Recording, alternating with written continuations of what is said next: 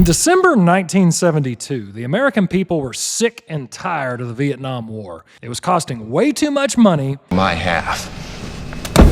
And more importantly, American lives. Richard Nixon was just reelected for his second term, winning 49 out of 50 states, and the Republicans picked up seats in Congress, with a promise to finally end the U.S. involvement in the war. The Vietnamese negotiators were also watching the news, and they knew the United States would leave Vietnam soon due to collapsing public support for the war. So they kept playing games and dragging their feet. Richard Nixon was sick of this and had had enough. His plan? Make the North Vietnamese government do anything it took to make the ground stop shaking from the B-52 strikes on their capital. Each B-52 Stratofortress was loaded with 60,000 pounds of bombs. Y'all know World War II aviation? That's 10 B-17 flying fortresses worth of bombs in each B-52. And 90 to 120 B-52s would strike targets deep within Hanoi and Haiphong each night. Nixon's patience finally ran out, and he issued this order to the Joint Chiefs. You are to commence at approximately 1200 Zulu, 18 December 1972, a 3-day maximum effort, repeat, maximum effort, B-52 and TAC air strikes in the Hanoi and Haiphong areas. Object is maximum destruction of selected targets. Be prepared to extend operations past 3 days if directed. Operation Linebacker II had just begun. Last month, I went to Hanoi, Vietnam to see for myself and bring you the real deal. And let's just say the effects of Operation Linebacker II are still felt in Vietnam today. You see, the pilots that flew in the Linebacker II missions didn't just fly bombing missions. They ultimately flew the United States out of the Vietnam War. I'm Travis, and this is History Off the Clock. Roger, takeoff. Bombing system switch manual. Bomb doors open at 30 TG. Coming up on 30 TG. 30 TG. Roger. Like most French colonies, Vietnam has been messed up for a long time. So Vietnam was dominated by the French in the 19th century. Matter of fact, it used to be known as French Indochina.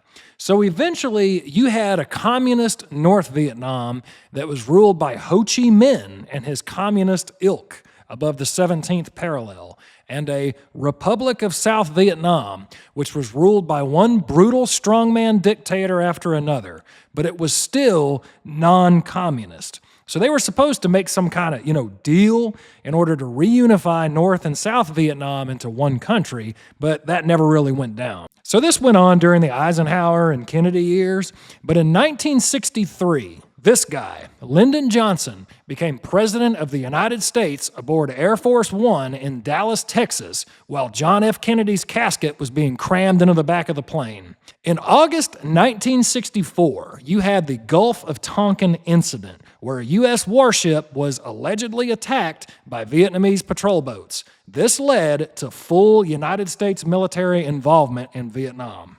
So a quick note for later. So there were basically two groups that we fought against in the Vietnam War. You had the NVA, the North Vietnamese Army, which was like the basic North Vietnamese military, right? But you also had the Viet Cong. These guys were like the guerrilla fighters, the insurgent guys. These guys didn't wear a uniform, and they were like Vietnam's Taliban, more or less. You see, Lyndon Johnson was tied with Abraham Lincoln for being the tallest president at 6'4". So he was a pretty physically imposing man. When he was a congressman, he accomplished what he wanted to by giving his opposition the treatment, which was basically getting in their face and pressing his agenda on them. Matter of fact, when he was president, Johnson seemed to enjoy making people uncomfortable by even holding meetings while he was on the toilet. By several accounts, Lyndon Johnson also held impromptu press conferences while he would be, changing clothes or even naked. By the way, want to listen to an actual audio clip of Lyndon Johnson ordering pants? Another thing, the crotch down where your nuts hang is always a little too tight. An inch from where the zipper ends, round under my back to my bunghole. Well, the point is, Lyndon Johnson saw Vietnam mostly as a political situation rather than a military situation, which is why Johnson's primary response was to apply political pressure to North Vietnam. It was time for Operation Rolling Thunder. Well, this is Victor. You got 60, still 64. All kinds of goddamn fire on the west side of the hill. See if my bennies are in off. Roger that. Got the roll off and roll in. Punch off 3 or 4 rockets on the area. Roger that, go ahead. Like I mentioned a minute ago, Johnson viewed Vietnam as more of a political issue rather than a military issue. Johnson's primary focus while he was in office was his Great Society anti-poverty programs. Matter of fact, Johnson called these Great Society programs his wife and the Vietnam War his bitch. So Johnson figured if he could more or less stand in North Vietnam's face and shake them, that they could be convinced to back down and accept South Vietnam as their own non-communist country. Enter Operation Rolling Thunder, which I can best describe as the military version of Johnson's treatment. So the idea was carefully selected targets and applying force in just the right places to make the NVA and the Viet Cong just say, this whole fighting thing kind of sucks, man. Let's just negotiate, throw our hands up and go, well, we tried, and go home. So it sounds like a decent enough plan in theory, but there were major problems with Rolling Thunder. So number one, the amount of restrictions that we put on our aviators on what they could and could not attack was nothing short of comical. So who selected the targets for Rolling Thunder? Air Force generals? Navy admirals? Don't be ridiculous. The White House did. About 8,300 miles away from Vietnam on the other side of the earth, Johnson would have these Tuesday lunch meetings with Secretary of Defense Robert McNamara and the boys, and they would select the Rolling Thunder targets. So a target that would be on the list one week would be taken off, say the next week. So for example, pilots could see like railroad trains pulling tanks, artillery pieces, that sort of weapons, but if it was not on the approved target list, it could not be attacked. So what were some other rules for Rolling Thunder? Well, for one, the North Vietnamese were given these MiG fighter aircraft from China and the Soviet Union. So the airfields that these MiGs took off at were off limits, of course. Well, why? Well, there might be Soviet or Chinese pilots, advisors down there training the North Vietnamese. And if we blew those guys up, well, that might make the Soviets or the Chinese mad, and then they might enter the war on behalf of the North Vietnamese. Surface-to-air missile, or SAM sites, were also off limits. Why? The same reason. The SAM sites could not be attacked unless they launched against U.S. aircraft.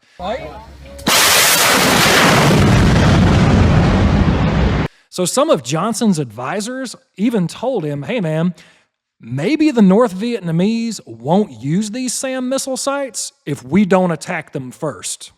Oh, and don't buy yet. You also can't attack anything within 30 nautical miles of Hanoi, their capital, or Hai Phong, North Vietnam's most important port city. Why? Because that might be too provocative, because these targets were too close to China. Now, my highest military rank I ever achieved was E4, but you don't have to be Sun Tzu to figure out pretty quick where you're going to keep all of your important military stuff if your opponent starts arbitrarily putting restrictions that they won't blow something up if you keep it in a certain area. So what kind of aircraft did the Navy and Air Force use for most of their Rolling Thunder strikes? Well, for the Air Force, it was the F-105 Thunder Chief. The F-105 was capable of carrying around 14,000 pounds of bombs. That's a little over 2 B-17s worth of bombs. The F-105 was fast, though. They had a top speed of Mach 2.08. That's around 1,390 miles an hour. However, if they had a full bomb load, that's more like 930 miles an hour. It's hard to haul ass when you're also hauling 14,000 pounds of bombs. Now, to put that into perspective, the F-15 goes about Mach 2.5. If you're listening on headphones, you might want to turn the volume down real quick.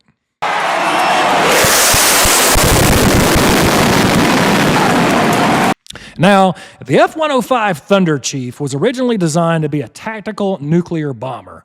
In other words, it was designed to release a small nuclear bomb over a target and then fly away.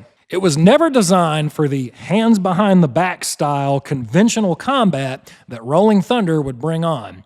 Out of the 833 F-105s that we built, 382 were lost during the war. That's almost half of them. And to this day, the F-105 is the only Air Force jet to be removed from combat due to unsustainable combat losses. So the Navy would run A-4 Skyhawks for most of their Rolling Thunder sorties.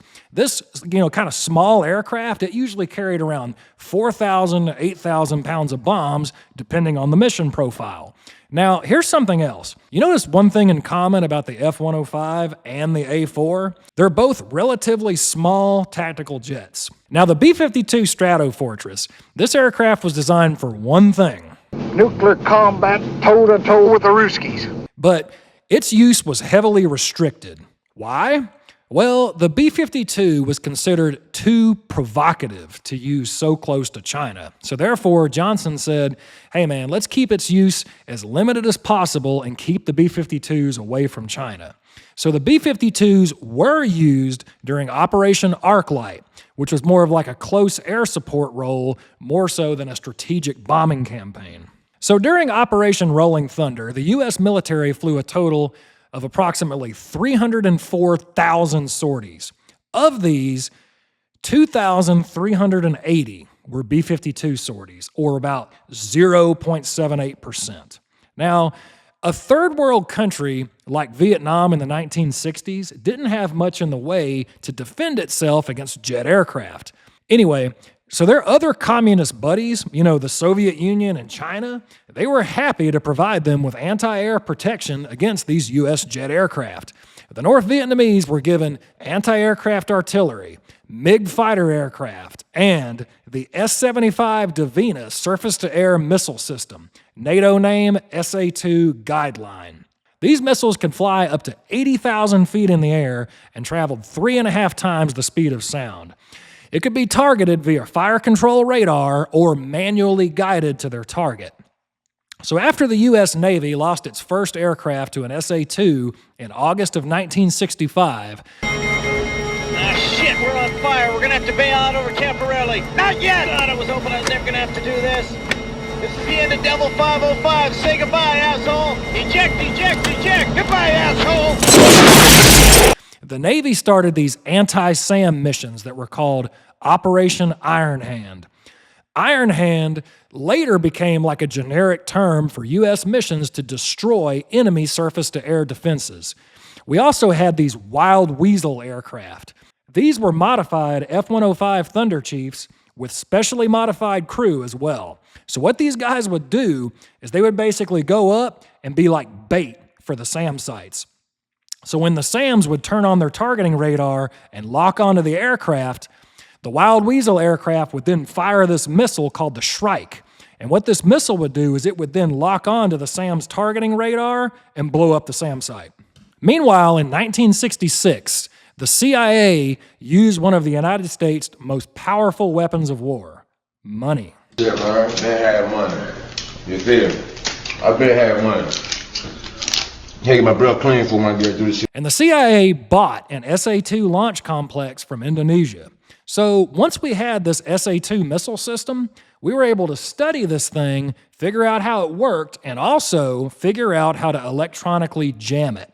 In other words, figure out how to make an airplane create electronic static, noise that would prevent a missile from locking onto it.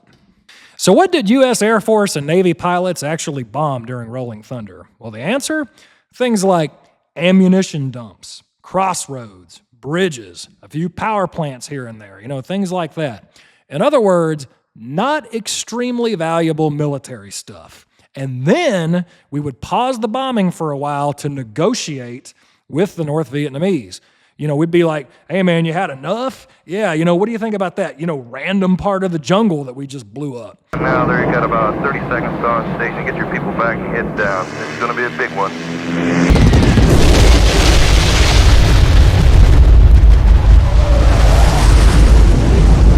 And of course, the North Vietnamese had no intention of negotiating, so they would use this time to rebuild their defenses and plan for when the U.S. airstrikes would inevitably return. Halloween 1968 marked the end of Operation Rolling Thunder. So here's some quick specs. World War II in the Pacific, 503,000 tons of bombs.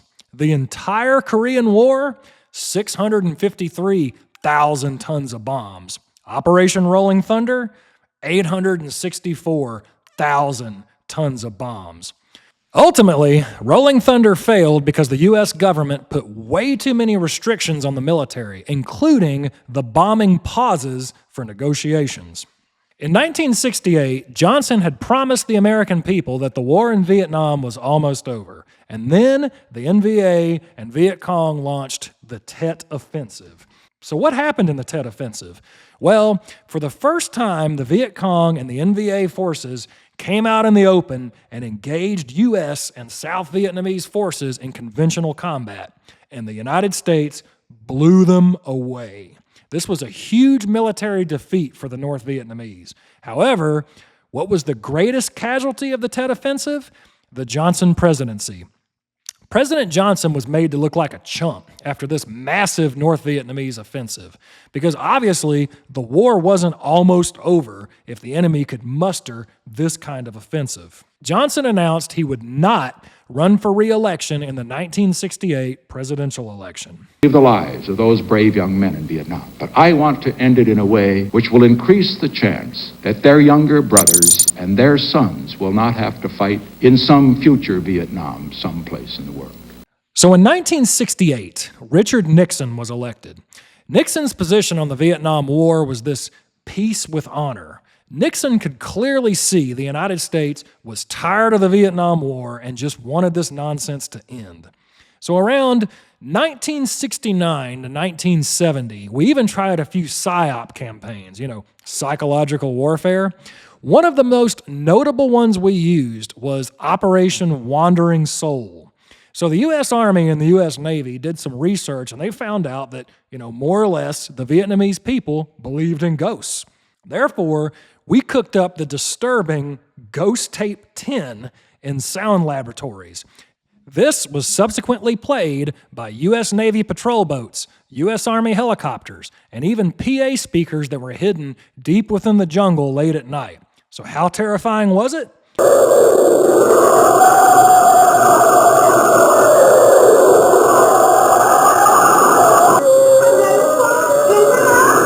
It makes you wonder what kind of stuff we come up with these days to terrify our current enemies. So in May 1972, the NVA and the Viet Cong launched another big-ass offensive, all right? This one was called the Easter Offensive. Nixon knew the American people were already tired of the war, and Nixon was already removing U.S. ground forces from Vietnam. However, Nixon was a big football fan and even played offensive tackle in college. So Nixon started Operation Linebacker from May 1972 until October 1972. Now, this was an air interdiction campaign to stop the NVA and Viet Cong invasion cold. Now, this also saw the first wide-scale use of laser-guided bombs. And you know what? Operation Linebacker worked, and the Easter Offensive failed for the NVA, and they sustained about 100,000 casualties. The biggest difference between Rolling Thunder and Operation Linebacker was Linebacker did not have all the ridiculous restrictions placed on it like Rolling Thunder did.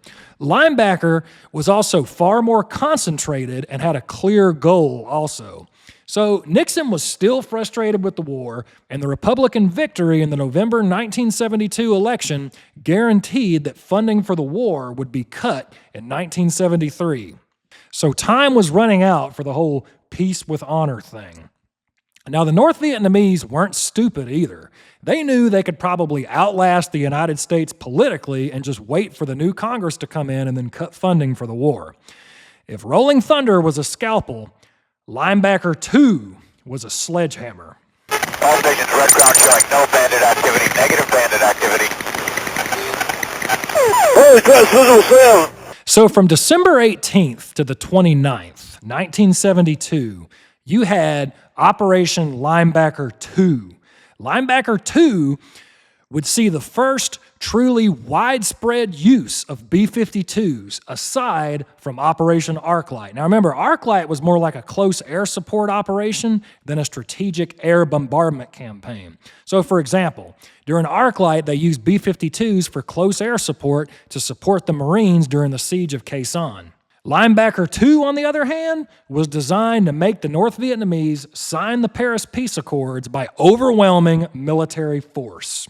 But not only that, this overwhelming force would be applied directly to Hanoi, the North Vietnamese capital, and Hai Phong, their largest port city, where all their new weapons and supplies, came in for the war effort. These B-52s would drop about 20,000 tons of bombs during Linebacker II. Now keep in mind, these areas were not really bombed much at all prior to the start of Linebacker II.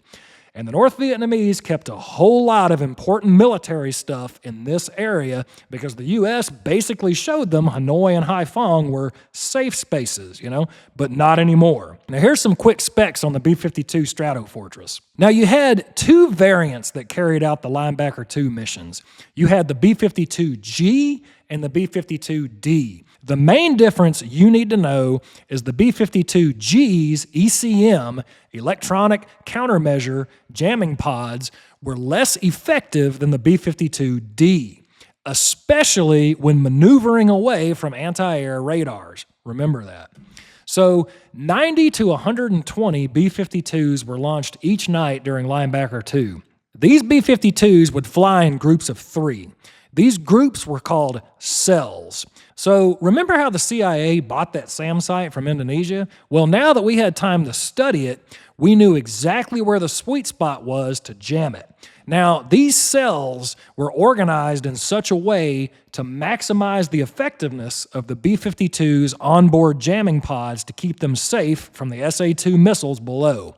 Now, keep in mind, at this point in history, the airspace above North Vietnam was some of the most heavily defended airspace on Earth. So more or less, the 3 B-52s were able to watch each other's backs with their electronic jamming and protect each other from SAMs. Now initially, Linebacker II was suffering from some bad tactics. You see, the Linebacker II missions were under the control of Strategic Air Command, or SAC, which was headquartered in Omaha, Nebraska, not their local commanders. Why? Well, the B-52s were originally nuclear bombers. In other words, they were the Strategic Air Command's toys, and they did not want some random local commander to get to play with them, much less give them orders regarding tactics, that sort of thing. So therefore, the first few missions were planned from Omaha, Nebraska, and transmitted to the B-52 bases in Guam and in Utapao, Thailand. So by the way, there was a Russian spy boat near Guam that let the North Vietnamese know when the B-52s were taken off to give them a heads up. So anyway, what were some of the initial problems? Well, for one, predictability. So to avoid the risk of mid-air collisions, the waves of B-52s were spaced about 4 hours apart. But this also gave the Vietnamese time to reload their SAM missile batteries and then prepare for the next bomber wave. The B-52s were also ordered to do this hard 45-degree turn after they dropped their bomb loads. Why? Well, you see, the pilots were originally trained to drop nuclear bombs, and a hard 45-degree turn was the quickest way to clear the area after releasing a nuclear bomb to make sure the B-52 was clear from the subsequent nuclear blast. So in Linebacker II, there were 2 major problems with this turn. So number one, the B-52s would lose a whole lot of speed whenever they made this hard turn. And number two, when they maneuvered, that protective blanket that their ECM jamming pods were giving them was temporarily disrupted, which allowed the North Vietnamese SAM operators to then lock onto the B-52s with their SA-2 missiles. The first 3 nights, the U.S. lost 9 B-52 bombers. Now, obviously, the most important thing is the air crews of these B-52s, but the B-52 assembly line was shut down October 26th, 1962, so we really weren't building any new ones. So each B-52 that was lost would put a major dent in the United States' nuclear deterrence and strategic bombing capabilities. So unlike Rolling Thunder, after the first early losses in Linebacker II, the U.S. Air Force decided to give local commanders more discretion on their targets and their tactics. So another thing, aside from laser-guided bombs, we had new technology available. For example, the F-111 Aardvark. This was an all-weather attack aircraft that was equipped with a terrain-following radar, allowing it to fly extremely low and bomb targets day or night in any sort of weather. The F-111s would go up with the B-52s, and they would bomb the MiG airfields and known locations of SAM sites and anti-air guns. The U.S. Navy also had the A-6 Intruder at this point, which was their new all-weather attack aircraft. And of course, you also had electronic warfare aircraft like the EB-66 Destroyer, which also went up with the B-52s to further jam the anti-air radars and basically just cause a big mess for all the Vietnamese anti-air guys. So what were the targets of Linebacker II? Well, the gloves were off. Targets consisted of power plants, oil storage, logistic hubs, airfields, rail yards, vital military and infrastructure targets. Gone were the days of crossroads and suspected truck parks, ammo dumps, that sort of thing. Now, there was a pause on Christmas Day, 1972, but on December 26th, the B-52s came out swinging.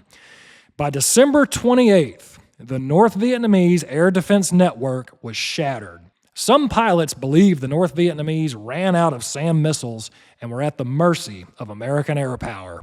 Linebacker II accomplished in 11 days what Rolling Thunder could not in 3.5 years. Now, depending on who you ask, some will say Linebacker II didn't really change the end of the war. But the fact is, 29 days after Linebacker II ended, the U.S. signed the Paris Peace Accords, officially ending our involvement in the war on January 27, 1973. 815 days later, on April 30th, 1975, South Vietnam's government would fall to the communist North Vietnam, creating one unified communist Vietnam. Depending on who you ask, between 100,000 to 200,000 South Vietnamese were executed or put into re-education camps after the collapse of South Vietnam's government. About a month ago, I made a trip to Hanoi, Vietnam. I checked out a few sites that I figured I would take the time to tell y'all about. So the first stop I made was the Hanoi Hilton prison. This is the prison where they kept a lot of the American aviators that were shot down during the war. Now, the entire vibe of this place was disturbing, to say the least.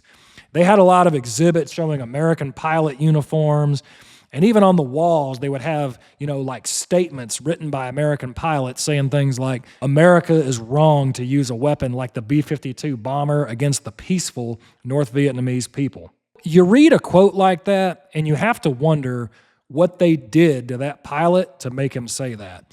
And I'm just going to say it. Every man has his breaking point. I have mine, you have yours. The Vietnamese found that pilot's breaking point. And of course, they had pictures of the American pilots, like playing volleyball or whatever.